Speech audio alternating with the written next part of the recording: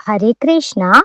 നാരായണീയം ദശകം 17 ശ്ലോകം 6. താവത്തപോബലനിരുച്ഛ്വസിതേതി ഗന്ധേ ദേവാർത്തിതസ്ത്വമുദയത് കരുണാർദ്രചേതാ ത്വദ്രൂപഛിദ്രസനിലീനമതേ പുരസ്താത് ആവിർബഭൂവിത വിഭോ ഗരുഡാധിരൂഢ. സർവത്ര ഗോവിന്ദ നാമ സങ്കീർത്തനം. ഗോവിന്ദ ഗോവിന്ദ.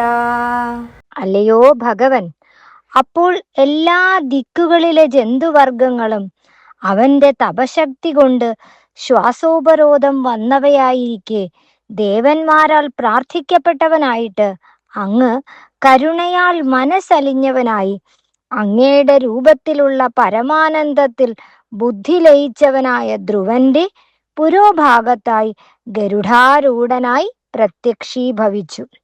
അപ്പോ ധ്രുവന്റെ ആ തീവ്രമായ തപസ് പ്രകൃതിയിലുണ്ടാക്കിയ മാറ്റം കാരണം ദേവന്മാര് അങ്ങയോട് വന്ന് പ്രാർത്ഥിച്ചു. ഭഗവാന് തപസ് കണ്ടിട്ട് മനസ്സലിഞ്ഞിട്ട്, കരുണ കൊണ്ട് മനസ്സലിഞ്ഞിട്ട് അങ്ങ് ഭഗവാന് തന്നെ പ്രാർത്ഥിച്ചിരിക്കുന്ന ആ ധ്രുവന്റെ മുന്നില് ഗരുഡന്റെ പുറത്തേറി പ്രത്യക്ഷപ്പെട്ടു. എല്ലാവർക്കും ഭഗവാനെ ഇതുപോലെ പ്രാർത്ഥിക്കാൻ കഴിയട്ടെ, ഭഗവാനെ ചേർത്ത് പിടിക്കാൻ കഴിയട്ടെ. എല്ലാവർക്കും ഭഗവാന്റെ അനുഗ്രഹം ഉണ്ടാവട്ടെ. ഹരേ കൃഷ്ണ. സർവം കൃഷ്ണാർപ്പണമസ്തു.